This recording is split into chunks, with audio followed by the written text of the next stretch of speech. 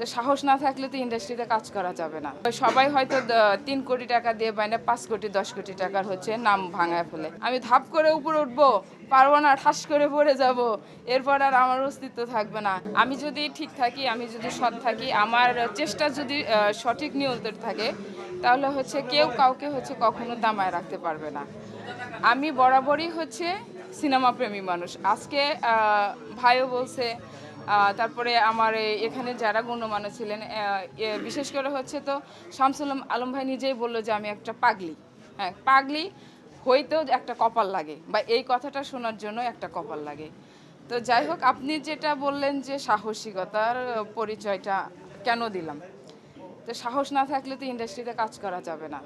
বা আমি উড়ে এসে জুড়ে বসি নাই, আমি থিয়েটার করে শিখে গুছে তারপরে হচ্ছে অভিনয় করতে আসি। তো এটা তো হচ্ছে আমার প্রথম টাইমস মিডিয়া থেকে প্রথম প্রযোজনা করা হয়েছে, বাট সেকেন্ডটার হচ্ছে আমি ডিক্লারেশন দিয়ে দিছি। আমি সবাই হয়তো ৩ কোটি টাকা দিয়ে বাইনা ৫ কোটি ১০ কোটি টাকার হচ্ছে নাম ভাঙায় ফেলে, বাট আমি ওইসব পর্যায়ে যাব না।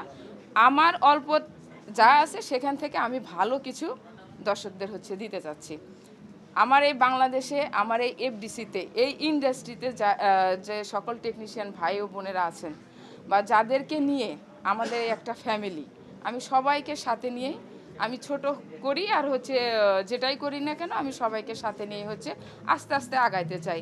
আমি ধাপ করে উপরে উঠবো, পারবো না, ঠাস করে পড়ে যাব, এরপর আর আমার অস্তিত্ব থাকবে না, এ ধরনের কাজ আমি করতে চাই না। আমি ছোট ছোট থেকে আস্তে আস্তে উপরে ওঠার স্বপ্ন দেখি।